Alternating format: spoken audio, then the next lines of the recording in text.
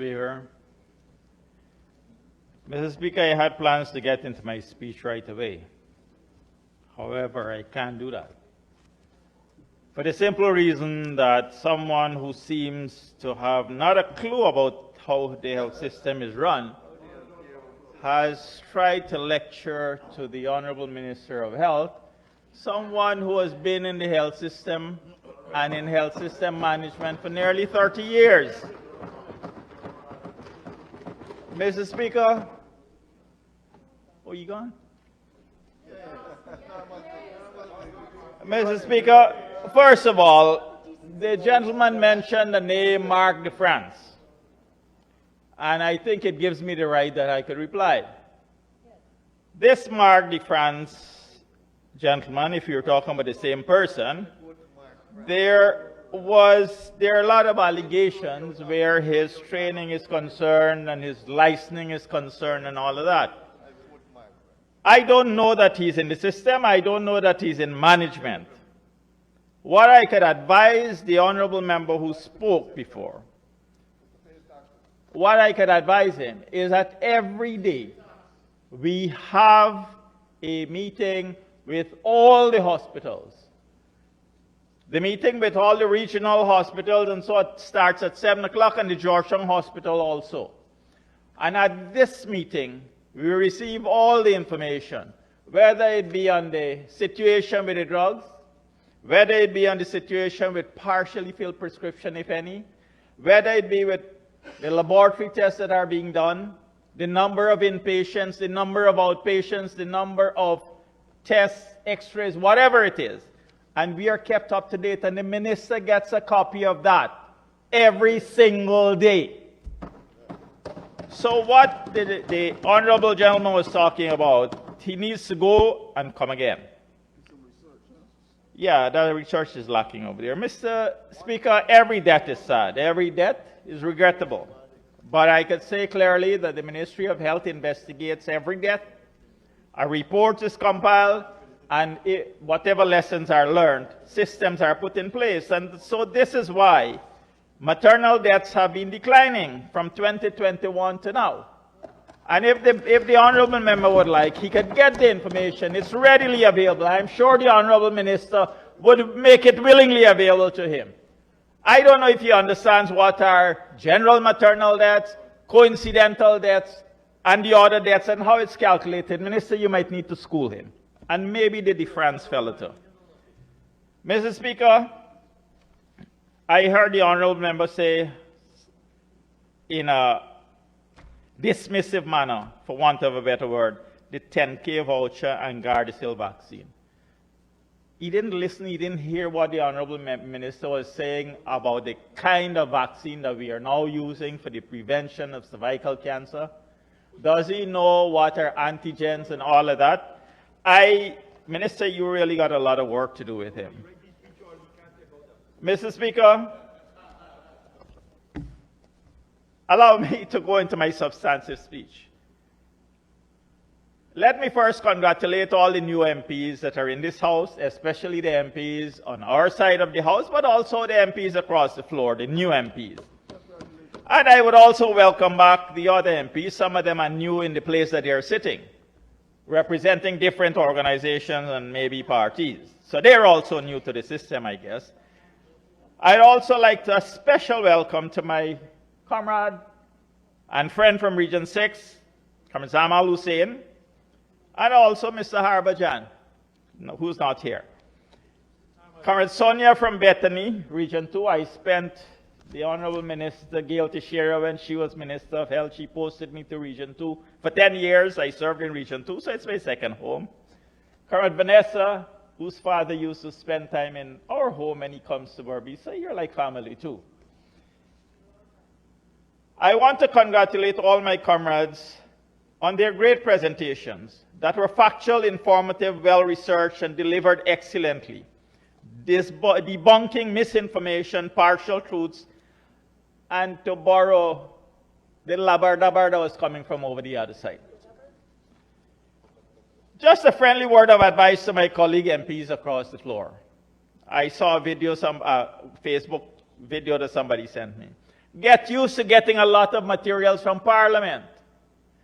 Be prepared if you want to make a proper speech, be prepared to read those materials.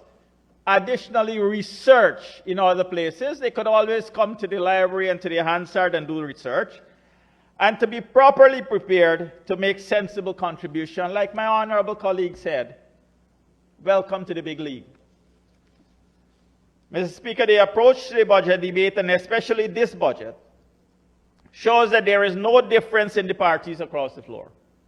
They say the same things, reading from the same script, and seem convinced that being in opposition means you have to oppose everything.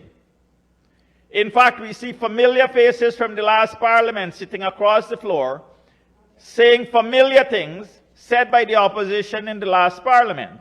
In fact, some of the honorable members were ministers in the 2015 AP and UAFC government, and then in the AP and UAFC opposition, and will always carry with them that stigma.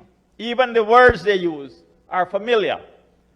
Honorable Hastings, let me remind you, from the bring it on statement that led to you being on that side of the house, to keep the seat warm from us, which was a favorite of my friend Ganesh Maipal, honorable member, to your latest comment, you must have a legacy for when you leave from one side of the house to come to this side of the house. It's all familiar. By God, news to you. The Guyanese people from 2015 to 2020 had a taste of what you offer, what you can do. 5 years of deception, 5 years of mismanagement, 5 years of broken promises, and a major attempt to steal an election. And they voted you out.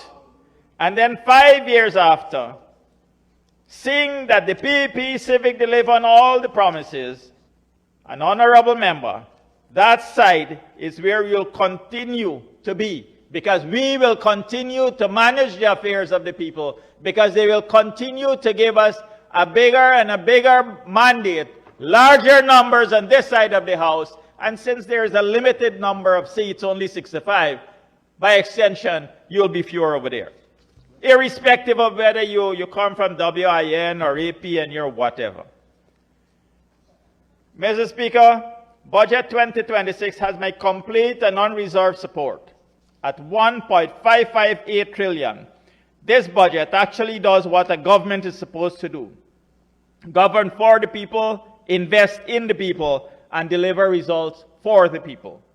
More importantly, it builds on the other PPP civic budgets, a continuum of development and progress from 1992, when, Mr. Speaker, remember, over 90 cents, I think it was 94 cents, from every dollar earned by the country was used to service debts, to 2014. And then from 2020, when we had to pick up the pieces of 5 years of neglect, 5 years of destruction, 5 years of holding on to power at all costs, and 5 years of destruction of Guyana's image, resulting in a destroyed economy and a devastated health system, and we started to build again, year after year, 2020, through the COVID pandemic to today. And so, Mr. Speaker, progress continues. I commend the Honorable Minister of Finance, Dr. Ashni Kumar Singh, and like we've been hearing, he's AK. He fired the first shots a few days ago, and he will fire the final shots tomorrow. And I would also like to compliment his team for preparing a plan that is clear, measured, accountable, and one that continues on the trajectory of progress. Also commend the team from all the ministry, especially the team from Ministry of Health, for their contributions. Mr. Speaker, this is a budget from a government that treats all citizens across Guyana equally and places the citizens' interests first.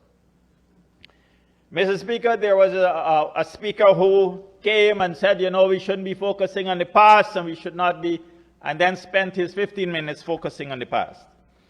So let me just say, Mr. Speaker, and I'd like to quote the Honorable Prime Minister and remind him, those who don't remember the past are condemned to repeat it. And so we have got to remind what happened in the past. There exists a difference between our government and the opposition when they were in government.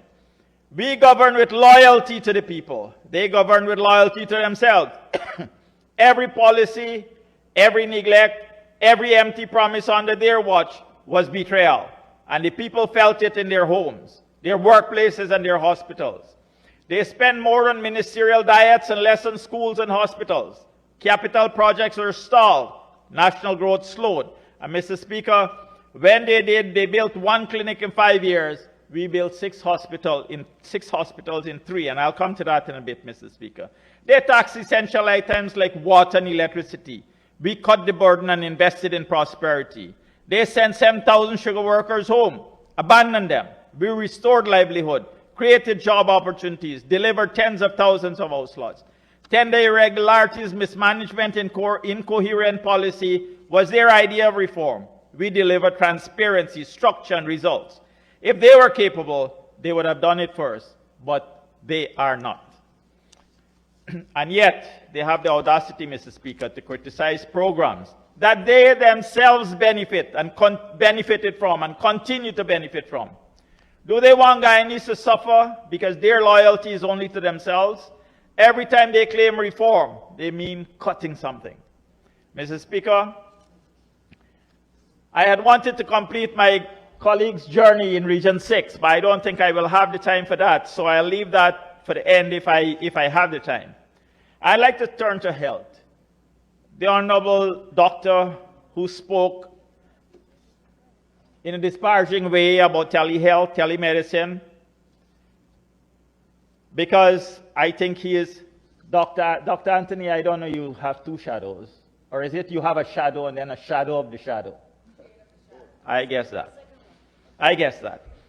But, Mr. Speaker, that gentleman, that honorable member, doesn't have a clue of what is telemedicine. Telemedicine was introduced in Guyana as a novel idea in 2022, and many persons at that time were suspicious about it, its actual value, and whether it could be used in Guyana.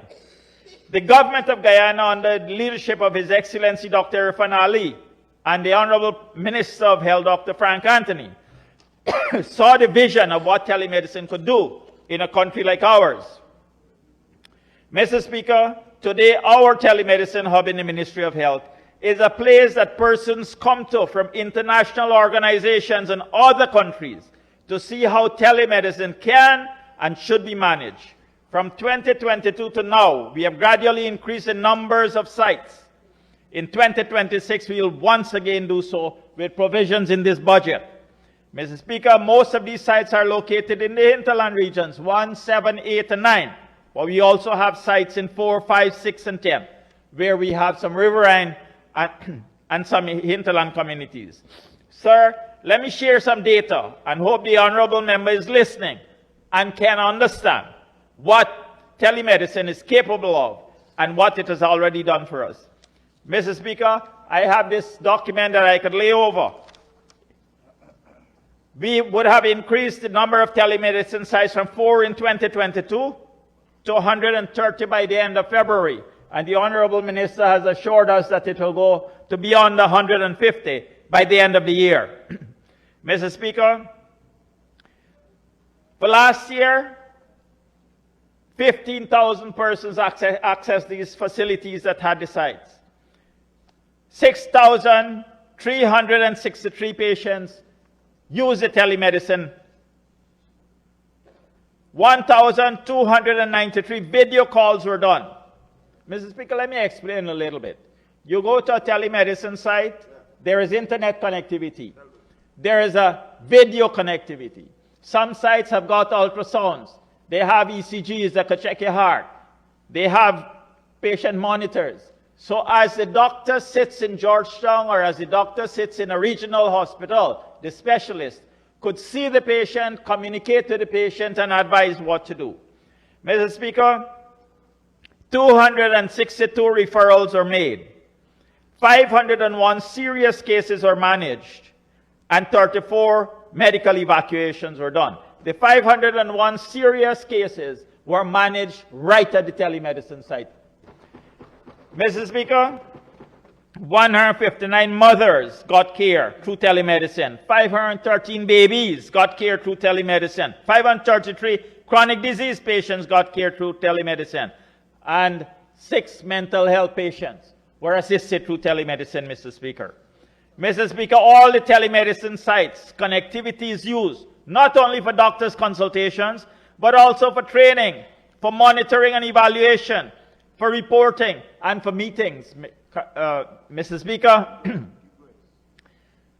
every month there's a meeting with all the telemedicine sites and Ministry of Health staff.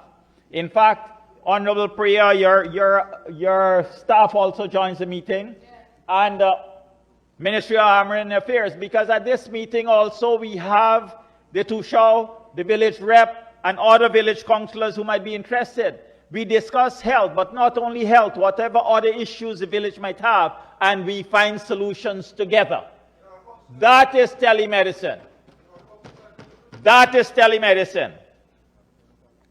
Mr. Speaker, I'm glad that my colleague came in, but he missed the part that I spoke about doing proper research. And don't be afraid of reading. It doesn't matter how many pages you get to read. Right? Sir, we haven't stopped there. The Honorable Minister of Health, Dr. Frank Anthony, guided by His Excellency the President, has already tested drones to provide and upgrade services in Guyana.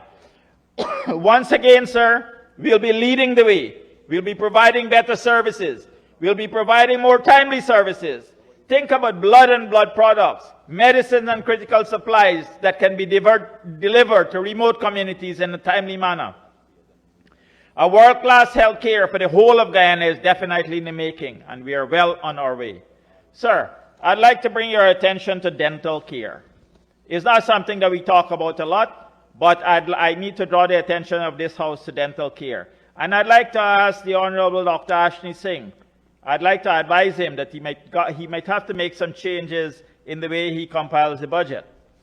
Mr. Speaker,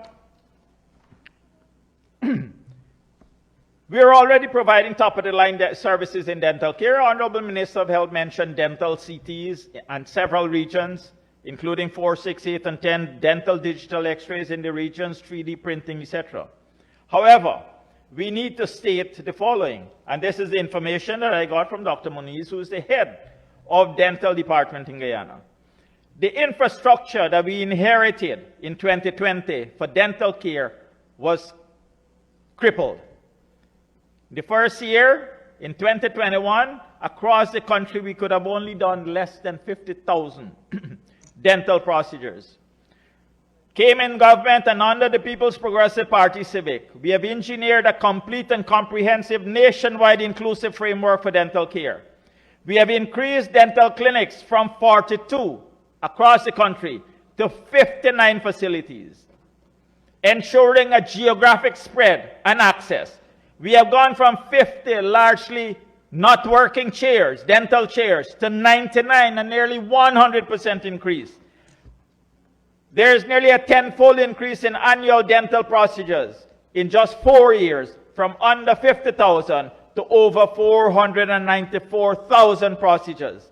Each number represents a patient treated, pain alleviated, and health restored. Mr. Speaker, please allow me to divert a little bit, because when we are talking this, people really don't appreciate what we are doing. And so I'd like to bring some numbers. Root canal, and root canal is a serious procedure. You have to have special training for it. My colleague over there should know about it. Don't know if he's doing any. In 2022, 13 root canals are done. In 2025, 390. If we take a root canal at about $50,000 each, that is $19,500,000 in the pockets of those persons who would have had to pay for it. X-rays, 2,258 were done in 2022. In 2025, 16,595.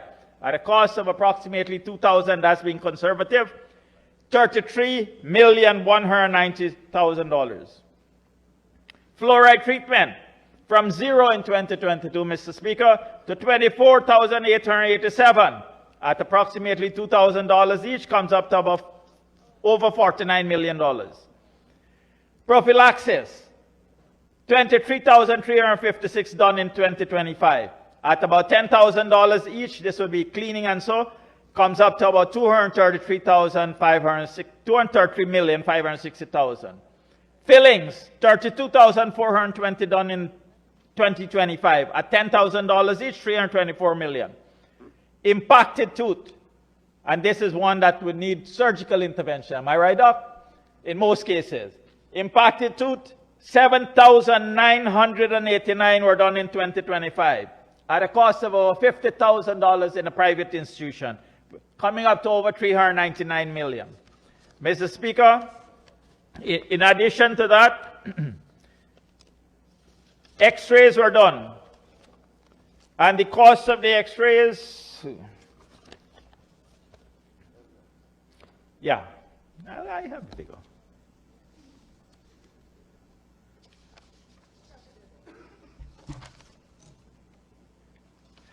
In total, Mr. Speaker, if we put all the costs together, it comes up to over $1 billion. $1 billion that we did not cater for in the budget, but $1 billion that remains in the pockets of the people who access this service. And I think we need to mention that, Mr. Speaker. Mr. Speaker, we also did a dental assistant training program. We not only provide equipment, but we also train persons. 18 new assistants were trained and deployed across the region. Our dental laboratory technician program for fabricating dentures, we graduated 12 persons. Mr. Speaker, we have also bought simulation equipment, so our new dentists and dentechs that are being trained will have practical experience. Mr. Speaker, the rise in X-rays I had mentioned was from 22,000 to 62,000 in 1 year. Mr. Speaker, let me turn a little bit to blood banking and the availability. Before 2019, we were storing blood at only 11 health facilities across the country. Now we are storing blood in 34 health facilities across the country.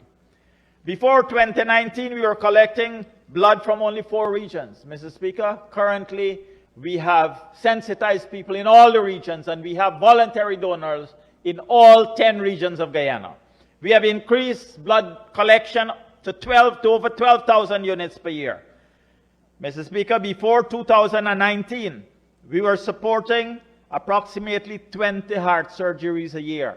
And for the heart surgeries, we have got to have at least 6 units of blood on standby. In 2025, Mr. Speaker, over 100 heart surgeries were done, and each one took about 6 units of blood. Mr. Speaker, let me move on to GPHC, our premier institution. There's a lot to talk about GPHC, but I'd just like to mention 4 points. The transplant team completed the first 4-paired chain kidney transplant ever performed in Guyana and the Caribbean. This was done last year. The GPHC Pathology Laboratory received its ISO 15189 Plus international accreditation from Accreditation Canada, again last year. A major milestone was achieved at GPHC by routinely performing abdominal aortic aneurysm repair. Previously, Mr. Speaker, all our patients had to go overseas or they died.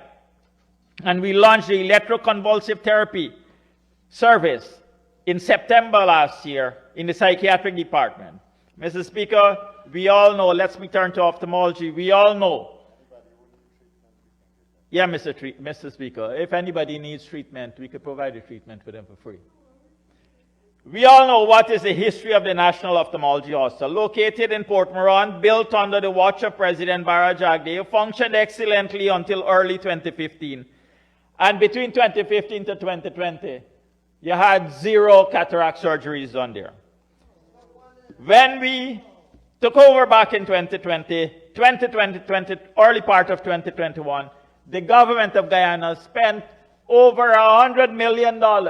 In fact, over $25 million to fix the infrastructure loan, not $100 million to buy equipment, new equipment, so that we could get going again.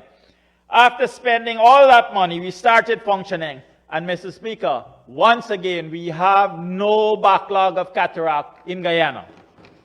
In fact, Mr. Speaker, let me remind this House that we are bringing persons from different regions. We screen them, we transport them, whether we by bus or we fly them out.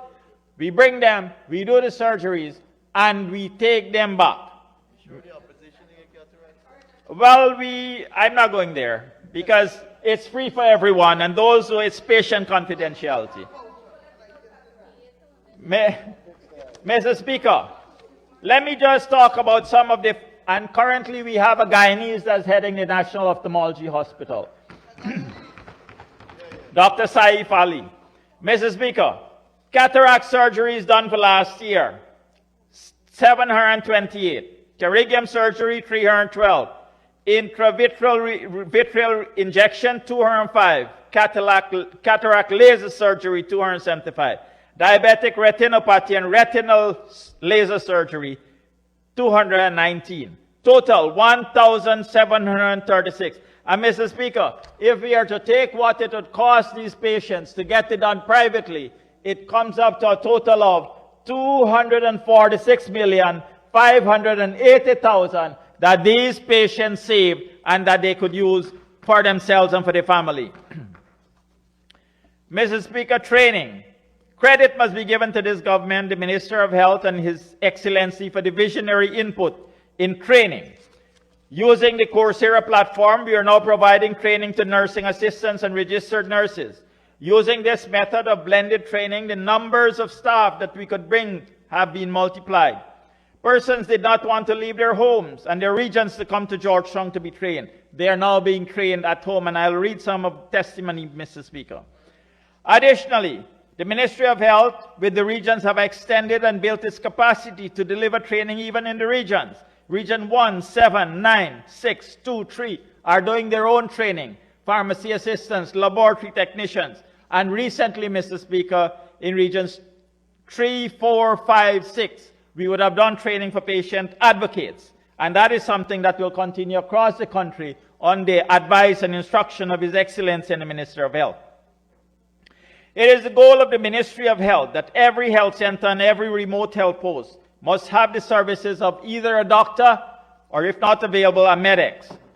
Towards this end, we have increased the number of persons in training in the medics program. Last year, we graduated 30 medics. Currently, we have over 50 in training and for the medic program. In total, from 2020 to now, we have increased the number of medics that are available and working in the system by 57. In total, Mr. Speaker, we have added 4,309 persons who are trained, graduated, and employed by the Ministry of Health. Mr. Speaker, I've received lots of requests to bring this House testimony of persons, but I'll leave that for the end.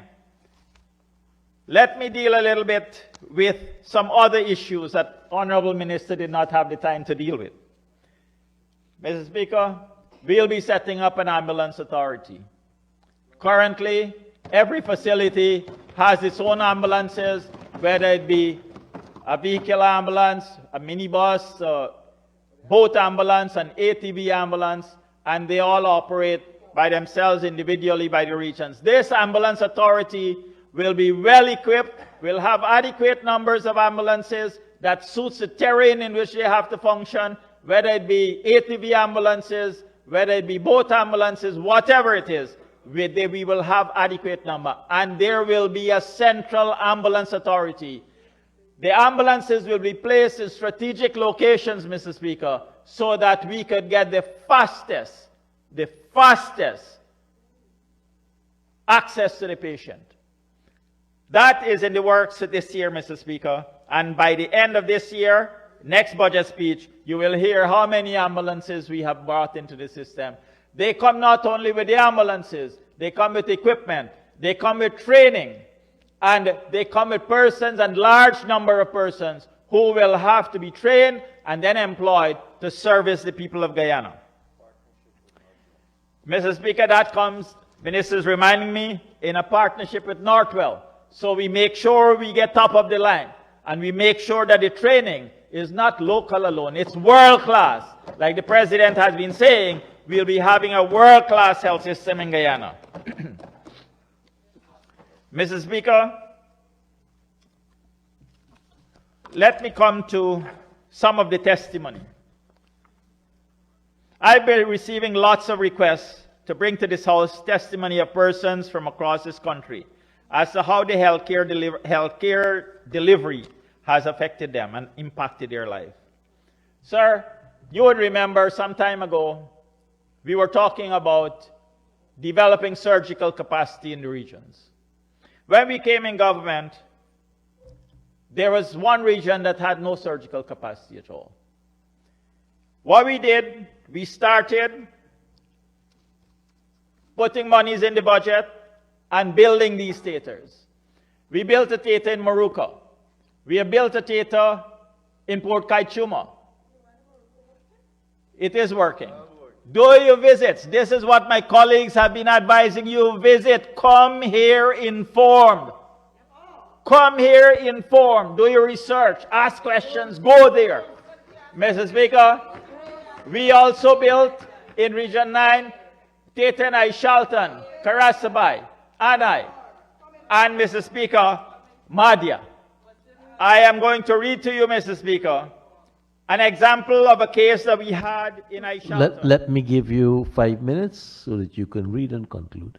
Thank you, Mr. Speaker. The case, Mr. Speaker, in Aishalton, we had a case where a pregnant mother, a lady, had a ruptured appendix, a ruptured ectopic pregnancy, sorry. Anyone who knows a little bit of medicine would know that is life-threatening. There's a lot of bleeding, and intervention has got to happen as quickly as possible. Mr. Speaker, we evaluated that patient. We did not have a surgical team there, but we had a theater, a functional theater, with instruments, with equipment.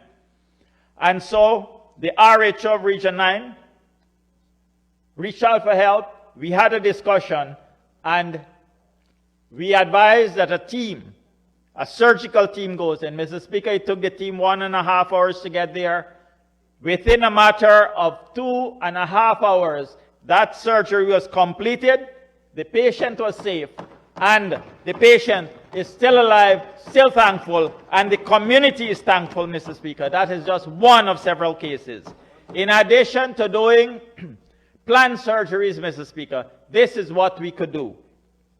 We could send teams in there, even in the case of emergency. Mr. Speaker, Mr. Domingo from Whitewater, who's a deputy to Shaw, and who happens to be a community health worker currently.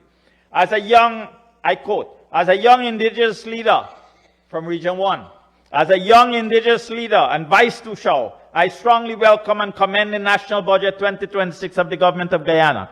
This budget speaks directly to the future of young Amerindians like myself and many others across our hinterland riverine communities. Through the GOAL program and access to platforms such as Coursera, young people are now being given real opportunities to educate themselves without having to leave their homes. I am personally benefiting from this initiative, and I am thankful, unlike some others.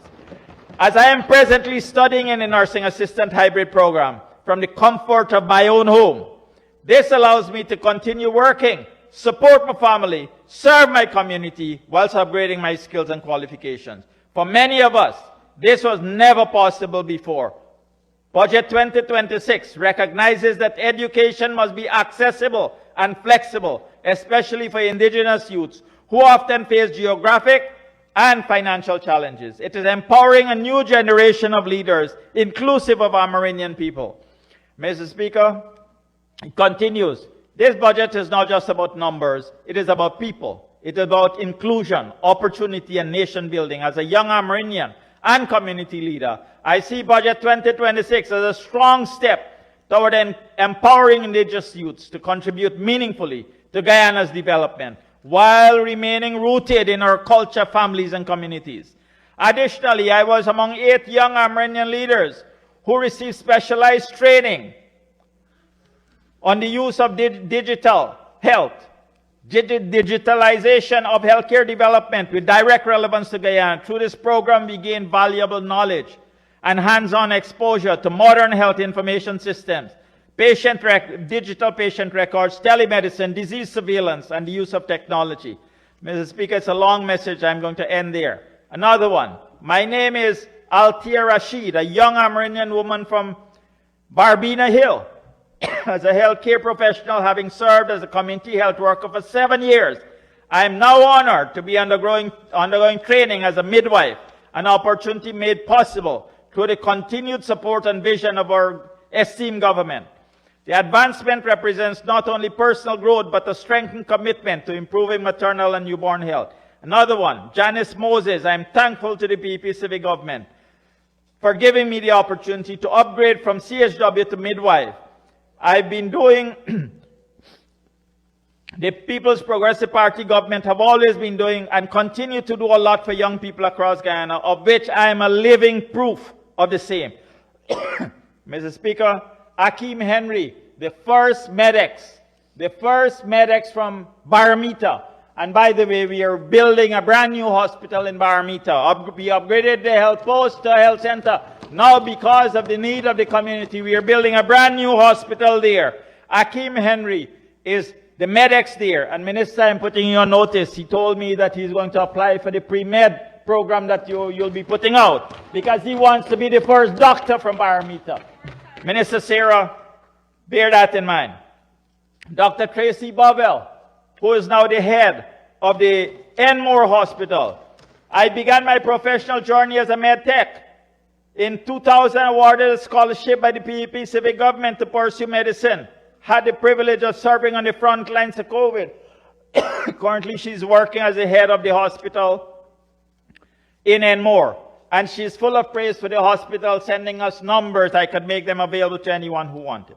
Mr. Speaker, in closing, most of us remember when the PPP took office. It was an economy under pressure. Institutions are fragile, choices limited, and yet we brought Guyana out of the abyss. Led by Dr. Chedi Jagan, and then some youngsters who were still in Parliament, Minister Gail Teixeira, and Dr. Bar Jagdeo, who later took over the leadership of the party and country. Mr. Speaker, when illness strikes a family, suddenly, without warning, government is tested. Accidents do not ask for income brackets. Cancer do not wait for election cycles. Dialysis, emergency care, and maternal complications. These moments expose whether a state is present or absent. And this government is present. Present all across Guyana, in every single community, in every single village. Mr. Speaker, please permit me to offer some advice as a medical practitioner with over 35 years of experience to my colleague MPs across the aisle. Colleagues, being consistently negative in thinking, seeing everything negative even when there are positives and you can't see the positives, will impact your health. It can affect your blood pressure, affect your blood sugar levels, raise your stress levels, interfere with your sleep, and generally with your life. Open your eyes up, please. Accept the facts. Stop sleepwalking. It's a beautiful day. It's a beautiful Guyana. It's a fantastic future we are looking towards. It is a real world we are living in. Do not be blinded by archaic political tactics of opposing for the sake of being opposing because you're in opposition. Come join us. You have a role to play. And it is definitely not opposing for opposition's sake. Together, let's build a beautiful Guyana, a prosperous Guyana, a futuristic Guyana. Budget 2026 is not theory, it's loyalty in action. It is affirmative action. Every hospital, every bridge, every farm, every house shows a stark contrast. We deliver where they failed. We lead with accountability. They stumbled with hypocrisy. The people saw the difference and they remembered. And that's why we are where we are on this side of the Honorable House. And you are there. Thank you. Thank you very much, Deputy.